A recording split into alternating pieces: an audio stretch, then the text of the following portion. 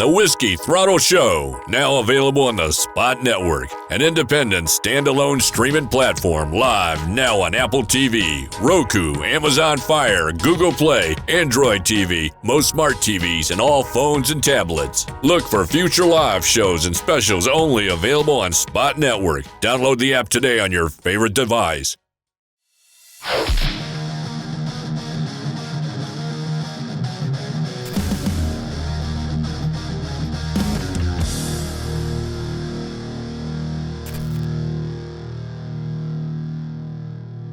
This was something that I remember when I think back to you as an amateur, shoot, even as a pro, it was always your mom.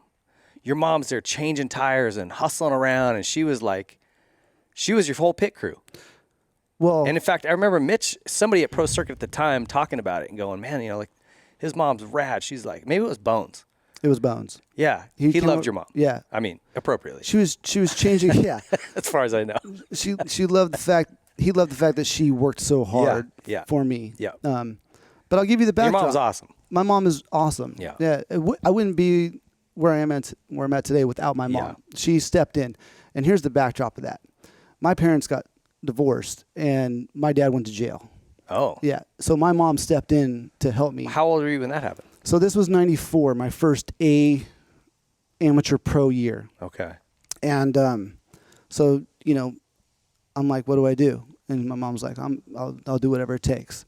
So she became my mechanic, and there was some hard times though. Like we traveled to from North GFI down to South GFI, and she would do all the bike work and stuff, and I would sleep in the back of a pickup truck going down there, and then she would sleep on the way home so she could work the next day. Mm. So yeah, my mom really helped me out quite a bit in my final pro amateur year.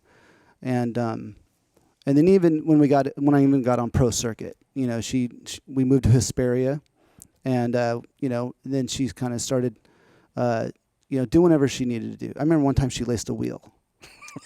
Yeah, that's gnarly. I couldn't lace a wheel. Me neither.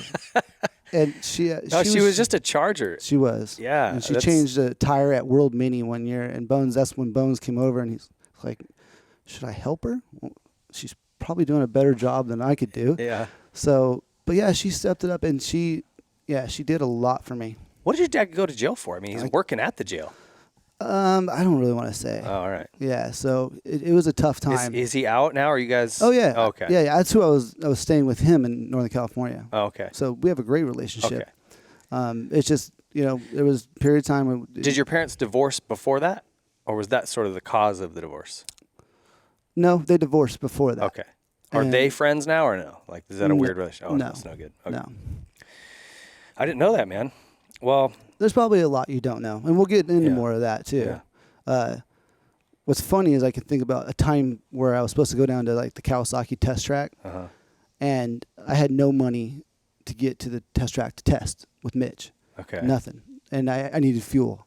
And I remember going and siphoning someone's gas out of their vehicle just to put in my truck so I can get down. To get down here? Yeah, that's how bad it was. Like, was that 95-ish when you were doing that? Yeah, half and half deal? I was pinching pennies, man. Like, and I was racing GFIs to try to make contingency money and make money just to live, But unfortunately, Brandis was cleaning house on all that, He was another dude who was incredible as a amateur guy, right? Yeah. Oh, and Renard. I had to race Renard. Good luck with that.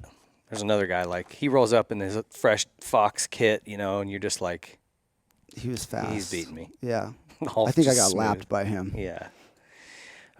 Okay, so the deal you had with Pro Circuit that year that Mitch signed with you, they did that for a little while, and they don't really do it anymore, where they kind of had guys step in and do a handful of races. I think he did 3 or 4 Supercrosses that year. I did 3. Wait, you did 4. 2. I did 4 and got hurt at the 4th one. You did 3 Supercrosses. Well, according to the results sheet, San Diego, Houston, to San Jose, and then you did Hangtown as well. Yes. And then, you broke your femur at San Jose. Yes. Isn't that crazy that we did an outdoor national in the middle of Supercross? It's super weird.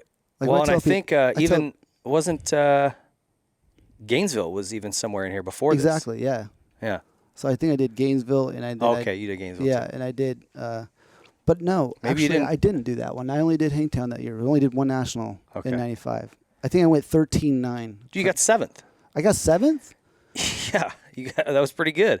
I was looking at your results, and I'm like, San Diego 8th, Houston 9th, Hangtown 7th, and then San Jose, you got hurt. That was my first national. Those are good. That was great. I'm blown away. I did that good. Good job, buddy. Thank you.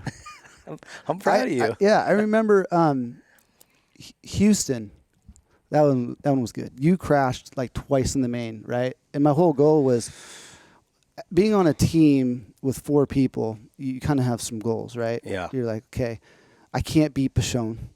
I can't beat, Rhino, but I think I can beat David, And I remember you went down twice, and I got like one spot ahead of you in the main event. In the finish, yeah. Yeah. And I came so in. I was 10th then or something? Yeah. Yeah. I That was in remember- East-West. So It those was in East-West. those were gnarly. Yeah, and Randy Lawrence was your mechanic, and he Yeah. was pissed. He was like, and I was just like, I beat David. Yeah, well, he should have been pissed. 10th is probably not. It's not where you not great, belong, yeah. but I was just pumped because I beat you. And then Dallas, the Well- following weekend, it was a mutter. I didn't even qualify, and I thought, man, You didn't want to be in that one. Yeah, well, that was terrible. I just didn't qualify for the main. It was LCQ, and I came in after that race going, man, I don't deserve to be on this team at all. I was down. Okay, let's go back to this one because there's a funny story about this, and I think I've told it before. Maybe Rhino was on the show or Oh somebody. gosh, we're going to San Diego. So We're talking about after the race, and we're loaded up.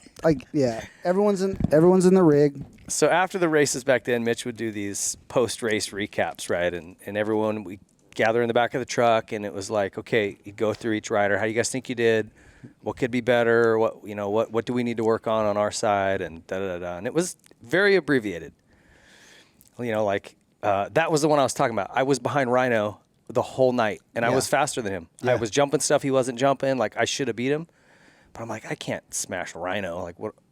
How's that going to go? He was the guy supposed to be winning. And Mitch, if you remember in that meeting, Mitch is like, what were you doing? You were following Rhino around. You should have passed him. Yeah. You were faster than him. And I'm like, Rhino was, pretty intimidating back then too, for sure. Absolutely. So, but then it's Casey's turn. So I'm like, it went well. Bike was good. Starts were this, in the main. I felt good on the track. I guess I probably should have, I don't know. That was kind of a weird situation, but real short and sweet and to the point. Casey goes, they get to you. And you could tell you're super nervous just about the whole team thing, right? And you want to make a good impression. So Mitch goes, Casey, what about you? How was your night? Well, started out, I had a great breakfast, and then I don't know got to if the I track. said breakfast. you did, Come on, man. you did the whole day, play by play, and then I shifted third gear, and then the bike was- no. Every time we talk about this story, you exaggerate so much, all the time, dude. I remember I'm talking exaggerating a about little this is my first Supercross. I know, San Diego. And so I won the LCQ, dude. Like, I threw a fist pump off the triple. I was pumped. I'm in the main. Yeah. And so when what I'm supposed to, I don't know what I'm supposed to talk about in these meetings. I know. I just like to bust So your balls. so I It did was go fun. on and on and on, and you guys were all looking at your watches, like, dude, I'd like to get out of here and go to the hotel and take a shower. And so but yeah, that's why in the end there was 4 people on our team, and I ended up ultimately talking to a French guy that didn't speak English very well the whole time the rest of the season. I became friends with this guy because these 2 other guys really didn't want nothing to do with me and hang out. Do you know what? So, I was trying to find my own way, right? It's the first year on the team. I'm trying to figure out what I'm doing. So, I was kind of probably a little short with you early on. Oh, yeah. So, I apologize for that. It's okay. But I will We tell made you up this. for it. So, Houston, I guess I didn't ride well. You got 9th, which is great. Hangtown, that was a killer finish, 7th. And then at San Jose, you broke your femur. Yeah. And that race happened to be my first Supercross win. Congratulations. So I remember, I thought you were giving me a thumbs up or something on the track. You say you were screaming in pain. But at some point, I did actually give you a thumbs up. I thought you did. I And did. I remember going by and go, he's giving me a thumbs up, or he's waving, or he's, cheering me on while he's down here hurt. And I thought, that's pretty cool, that guy. That's when things changed between They us. did. Yeah. And then I think you even texted me the I next did week, text hey, you. dude, congrats. That awesome. I'm stoked for you. Did we have cell phones back then? Or how did somehow I said... Somehow I got a message. Yeah, I said, dude, good ride. And anyway, I thought, that's really cool. And that totally changed my perception of you. Not that I had a bad one, but I was just kind of like, whatever, dude. I got my own problems. You know? Right. He's just an amateur kid coming up to the range. Well, like, you know how it is. I had my own issues. And well, you were just focused on you and what you had to do. But anyway, I did appreciate you doing that. That was cool. Well, everything I said up to that point was annoying you, so so we made up for it, but it was cool. I remember that being on the side of the track and watching you, go around and win the race. I was like, wow, that's cool. Especially when you watch San Diego where you were all over Ryan and you could have passed him, and so. Well, how gnarly was that? Because I remember there was a triple, and then was there like a 3.53 or something, and you crashed right there. Yeah, I just overjumped the 5. My front end went over it a little bit rather than landing and bouncing over it. There's 2 ways to do it: jump all the way over and roll, or bounce. And the fastest way, obviously, was to bounce over and you could carry momentum. I think it was a whoops section right after that. So, and I remember it was like the first or second lap, and we were in traffic, and it's hectic. So I just remember just jumping it over a little too much, and I went down, And was that painful? It's weird with femurs. Some people are like, it wasn't that bad. And other people are like, dude, I blacked out from the pain. I think it kind of depends on how the bone positions. And you've broken yours, right? Mm-hmm. Yeah. Well, mine was pretty bad. The initial thought is when your leg is facing this way, your heel is like right here, and you're like, what is... Something's wrong. Something wrong, And so I'm like, oh my gosh, I blew my knee out. I didn't, because I had never done any real bad injuries before. Yeah. I'm like, I broke my kneecap or something happened, and then they came over, the medics. Oh, your femur's broke, and I was like, all right. It wasn't that painful at first. It was because when I looked down, I screamed because I was like, this is awkward. Yeah, it's psychologically tough to see your body go in a direction it's not supposed to go. Totally. Yeah, and your first instinct is maybe take your leg and flop it back straight, but I was like, no way, I ain't touching that thing. But they came over and they got my legs straight, and then after the race, they took me off on the stretcher. Yeah, I feel like you were laying there the whole race. The whole race. Yeah, I was. Well, we were jumping the triple I think if somebody breaks a femur now, especially on the first, they'll red flag. Yeah, they would have red flagged it. Not then. Yeah, things were different. We're just rolling right past you the whole race. Yeah, every lap. Go, David. Do a good job. Win the race. Yeah. That was weird, but it did. I just wanted to mention it because it did change my whole perception of you, and so I appreciated, even in your worst moment, you were like, "Hey, go." That was cool. Was cool. Speaks volume about your character.